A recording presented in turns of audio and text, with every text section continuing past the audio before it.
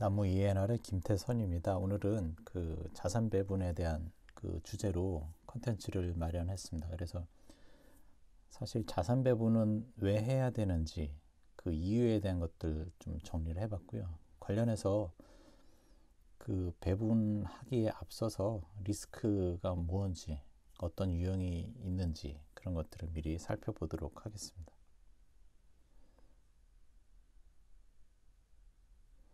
그래서 우리가 투자하기에 앞서서 리스크에 대한 인식을 좀 새롭게 이제 해야 될 것 같습니다. 그래서 우리가 투자를 해서 어떤 뭐 커다란 성과나 뭐 높은 수익률을 얻기 위해서는 그 뒷단에서 이제 우리가 많은 그 고통스러운 이제 시간을 보내는데, 거기 있어서는 기본적으로는 그 총 위험에 대한 것들을 적절하게 잘 통제하게 되면 그 투자에 성공하는 그 지름길이 될 것 같습니다. 그래서 리스크가 뭔지에 대한 것들은 이제 명확히 그 선제적으로 좀 이해를 하면 좋을 것 같습니다.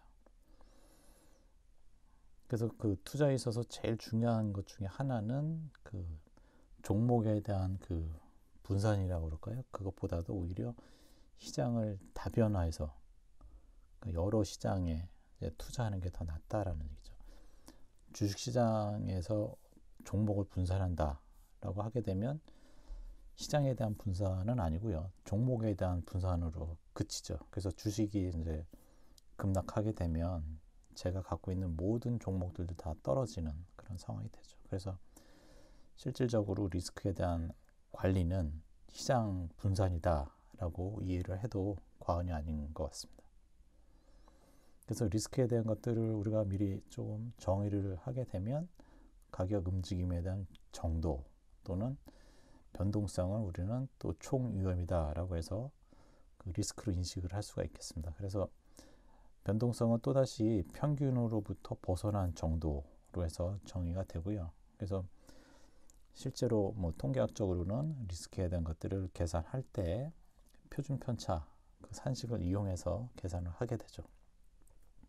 그리고 실제로 우리가 어떤 그 가격을 가지고 변동성, 즉 표준 편차를 구했을 때 만약에 연간 변동성이 20%다. 그리고 그 무렵에 자산에 대한 가격이 100포인트인 경우에는 연간 상하한 가격은 이 기준을 적용해서 상하는 120%포인트, 하하는 80포인트 이렇게 정리가 되죠. 그리고 지금 5페이지에는 그 개별 종목의 그 일간 등락에 대한 움직임을 보이고 있고요. 그래서 이 진폭이 크면 결국은 0을 중심으로 해서 상하한 움직임이 이제 크다는 얘기고, 이 얘기는 이런 거 같은 경우는 이제 변동성이 상당히 큰 그런 상황이죠. 그래서 이거를 분포로 하나 이렇게 그려가지고 평균보다 얼마만큼 벗어났는지 이런 것들도 이제 같이 분석을 해야 되겠죠. 그래서 지금 6페이지에는 변동성에 대한 그 산정에 있어서 그 엑셀에 표준 편차를 구하는 그런 산식이 되겠습니다. 그래서 그 엑셀 재무함수 중에서 stdev라는 그 펑션을 쓰고, 그리고 그 해당 범위의 데이터를 이제 범위를 지정해서 구할 수 있다라는 얘기가 되겠고, 그래서 평균으로부터 개별 그 데이터들이 얼마만큼 벗어났는지에 대한 것들을 이제 표준 편차다라고 이해를 하시면 되겠습니다. 그래서 총 위험은 비체계적인 리스크하고 체계적인 리스크로 이렇게 나눠진다라고 보시면 될 것 같고요. 그래서 이 비체계적인 위험 같은 경우에는 개별 종목에 해당하는 거고요. 그리고 이 체계적인 위험은 시장에 대한 얘기. 그렇게 이제 만약에 삼성전자다라고 그러면 삼성전자는 주식시장에 있는 개별 종목이니까요. 그걸 이제 굳이 둘로 쪼개게 되면 삼성전자 고유의 어떤 리스크가 있겠고, 그리고 주식시장 전체 그런 리스크가 있겠죠. 그래서 그 개별 종목의 리스크는 일반적으로 그 시장 전체의 리스크보다 더 크게 나타나는 게 일반적이다라는 거죠. 왜냐하면 그 비체계적인 위험이 이런 것들이 이제 플러스가 되는 그런 상황이기 때문에 시장 위험보다도 토탈 위험은 더 크다라고 볼 수가 있겠습니다. 지금 슬라이드는 그 개별 종목들에 대해서 어떻게 위험이 쪼개지는지, 그래서 조금 전에 말씀드린 것처럼 비체계적인 위험, 즉 해당 종목, 해당 회사가 갖고 있는 고유의 위험이 되겠고요. 그리고 체계적인 위험은 그 종목이 들어가 있는 시장 전체에 대한 그 위험이 되죠. 그래서 이 비체계적인 위험 플러스 체계적인 위험을 합하게 되면 총 위험이 되겠습니다. 그 X축은 포트폴리오에 대해서 보유하고 있는 종목 수가 늘어나면 늘어날수록 비체계적인 위험에 대해서는 줄일 수 있다라는 얘기죠. 이 얘기는 결국은 어떤 시장에서 뭐 개별 종목을 여러 개가 보유를 하게 되면 이 비체계적인 위험들은 상당히 줄일 수 있다라는 얘기가 되겠죠. 그렇지만 주식시장 전체에 있는 이 체계적인 위험에 대해서는 그 통제가 불가능하죠.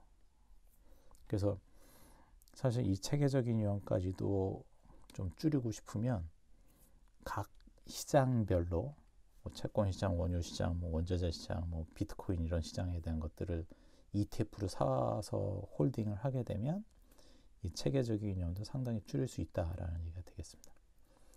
그리고 비체계적인 위험은 이렇게 개별 특정 기업에 해당하는 건데, 뭐 재무적인 성과나 뭐 횡령 사건이나 뭐 분규 같은 것들이 일어날 때 이제 비체계적인 위험으로 이제 반영이 되고요. 반대로 그 체계적인 위험은 모든 기업에 해당하는 뭐 경기 사이클이나 뭐 금리나 뭐 어떤 관련 정책에 대한 변화 이런 것들은 체계적인 위험에 포함이 됩니다. 그 리스크를 커버하기 위해서 이렇게 포트폴리오를 다양하게 가져가는 경우가 있죠. 그래서 주식시장에 있어서도 대형주나 뭐 중소형주에 대한 포션도 있겠고요. 그리고 뭐 이머징 마켓 쪽에 주식 쪽, 그리고 이거는 이제 부동산 리츠 시장에 대한 것하고 원자재, 물가, 연동, 채권 아주 다양하게 이렇게 구성을 해서 그 어떤 샥이 있게 되면은 그 다른 쪽에서 다른 시장에서 그 샥이 리스크가 좀 흡수되거나 상쇄되는 그런 움직임을 보이기 때문에 이 포트폴리오에 대한 중요성은 아무리 강조해도 지나치지가 않습니다. 그래서 이렇게 측정 위험에 대한 측정은 표준 편차를 하고요. 그리고 비체계적인 위험 같은 경우에는 종목을 다변화해서 뭐 그 주식시장 안에 있는 개별 종목들을 여러 가지로 이제 포트폴리오를 구성하게 되면 이 비체계적인 위험도 상당히 줄일 수 있다라는 얘기가 되겠고요. 그리고 체계적인 위험 같은 경우에는 여러 시장의 자산을 배분함으로 인해서 체계적인 위험도 상당히 줄일 수가 있겠죠. 그래서 제일 좋은 거는 시장별로 ETF 상품을 이제 여러 가지 포트폴리오로 구성하게 되면 이 총 위험에 대한 것들을 많이 줄일 수 있게 된다라는 얘기죠.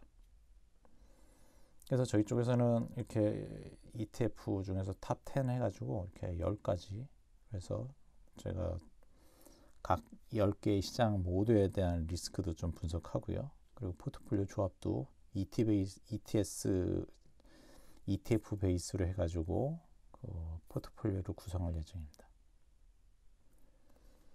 뭐 전략적 자산 배분과 전술적 자산 배분으로 나눠지는데 전략적인 자산 배분은 좀 패시브, 시장에 따라 시장 추종이 되는 거고요. 베타 수익을 확보하는 거고, 전술적인 자산 배분은 좀 플러스 알파에 대한 것들을 전략적 플러스 어떤 새로운 어떤 그 펀더멘털에 대한 분석을 통해서 웨이트를 좀 조정하게 되면 전술적인 자산 배분이 되겠죠.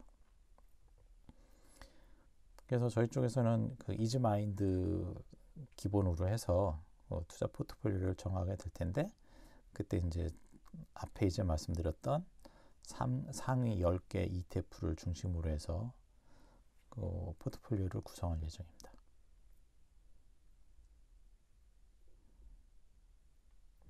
네, 오늘은 자산 배분을 왜 해야 되는지 관련해서 리스크에 대한 그 이해, 그리고 리스크를 어떻게 회피하고 분해하는지 그런 것들을 살펴봤습니다. 고맙습니다.